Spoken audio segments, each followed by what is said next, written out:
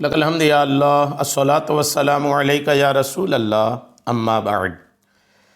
رمضان special program میں ایک بار پھر ہم آپ کا استقبال کرتے ہیں، خیر مقدم کرتے ہیں۔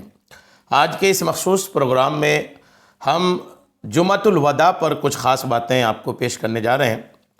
ہمارا موضوع ہے جمعۃ الوداع کی تاریخی حیثیت۔ جمعۃ الوداع کیا ہے، اس کی حقیقت کیا ہے، بزرگوں سے کیا اس سلسلے میں چلا آ رہا ہے، آئیے توجہ سے سنیے۔ جمعۃ الوداع دراصل یہ رمضان کے رخصت ہونے پر اظہار افسوس ہے۔ رمضان کو رخصت کرنے کا ایک طریقہ کار ہے۔ رمضان میں جو عبادات میں کوتاہی ہوئی، ان کوتاہیوں پر احساس بیدار کرنے کا ایک طریقہ ہے۔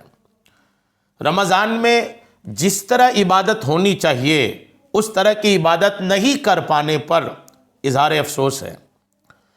رمضان کریم میں جتنا کچھ کرنا چاہیے اتنا نہیں کر پانے پر اظہار افسوس کا نام جمعۃ الوداع ہے۔ جمعۃ الوداع کے خطبہ کو آپ سمجھیں گے۔ جمعۃ الوداع کا خطبہ اگرچہ وہی ضروری نہیں، لیکن پھر بھی جو خطبہ رائج ہے اہل سنت میں، اگر اس خطبہ کو سمجھیں گے آپ تو آپ کو ملے گا کہ اس میں اصل بات یہی ہے۔ تو کیا جمعۃ الوداع میں جو خطبہ پڑھا جاتا ہے اور اس میں جو اظہار افسوس کے معاملات ہیں، کیا اس کے ثبوت ہیں؟ کیا بزرگوں نے بھی ایسا کیا ہے؟ آئیے توجہ کے ساتھ سنیے۔ رمضان کی جدائی، رمضان کے جانے پر اظہار غم کے سلسلے میں 810 ہجری کے ایک بزرگ ہیں، علامہ شعیب حریفش رحمۃ اللہ تعالی علیہ، بہت بڑے بزرگ ہیں۔ 810 ہجری کے بزرگ ہیں، 1447 چل رہا ہے ابھی، مطلب 650 سال سے بھی زائد ہو گئے اس بزرگ کے۔ جی ہاں، یہ بزرگ علیہ رحمٰن نے ایک کتاب لکھا ہے الروض الفائق۔ اس کتاب میں انہوں نے رمضان کے رخصت کے سلسلے میں کیا لکھا ہے، سنیے دیکھیے۔ قاہرہ کے رہنے والے ہیں یہ صوفی بزرگ، مکہ مکرمہ کے مقیم رہے۔ مبلغ اسلام سیدنا شیخ شعیب حریفش رحمۃ اللہ تعالی علیہ فرماتے ہیں، اے لوگو، تم ماہ رمضان کی جدائی میں غمگین ہو جاؤ، کیونکہ یہ ایسا موسم ہے جس میں تم بارش رحمت اور دعاؤں کی قبولیت کی سعادت پاتے ہو۔ الروض الفائق کے صفحہ 40 میں ہے۔ اور آپ آگے کیا لکھتے ہیں دیکھیے، فرماتے ہیں، اے میرے بھائی، ماہ رمضان کے روزوں اور راتوں کے قیام یعنی راتوں کی عبادت میں کیوں رغبت نہ کی جائے؟ اس مبارک مہینے پر کیوں افسوس نہ کی جائے جس میں بندے کے تمام گناہ معاف کر دیے جاتے ہیں؟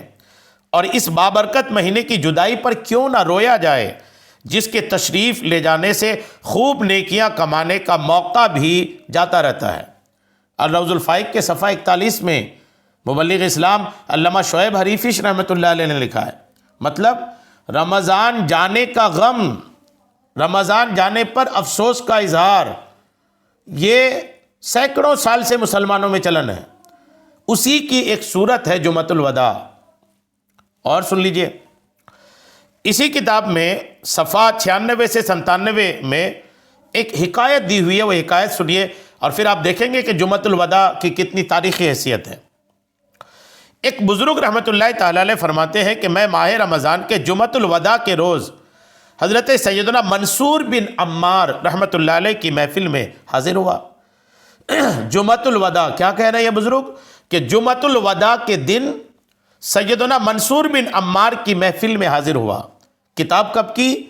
650 سال پرانی، 650 سال پرانی کتاب میں یہ واقعہ منقول ہے کہ ہم جمعۃ الوداع کے دن منصور بن عمار رحمۃ اللہ علیہ کی محفل میں حاضر ہوئے، اور وہ محفل بھی رمضان کو الوداع کہنے کے سلسلے میں ہی منعقد کی گئی تھی۔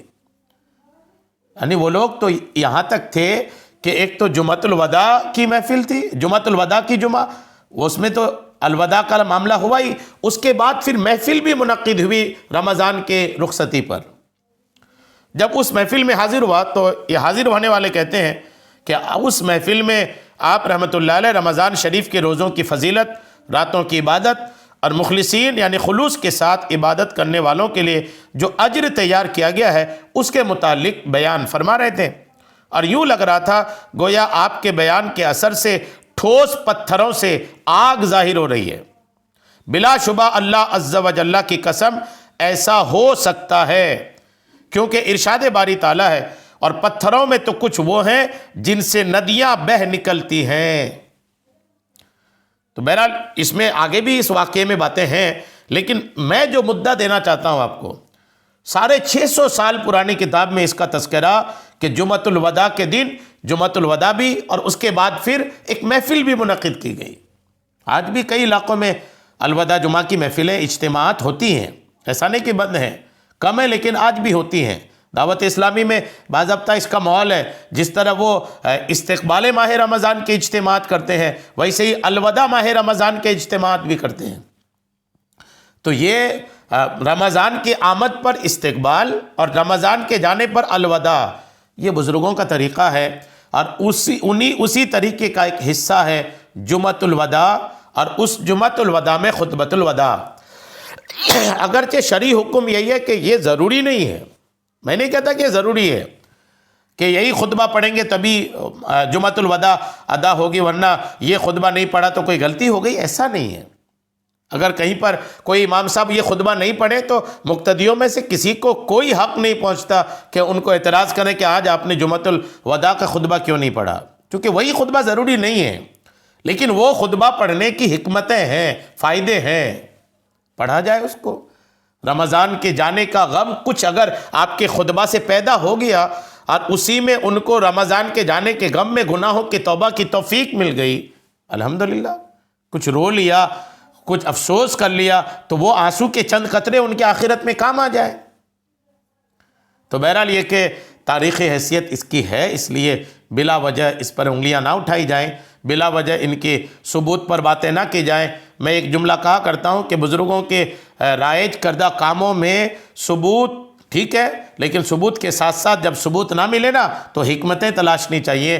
آپ کو حکمتیں اگر مل جائیں تو پھر اس چیز کو جاری رکھنی چاہیے، اور جمعۃ الوداع کی بہت حکمتیں ہیں۔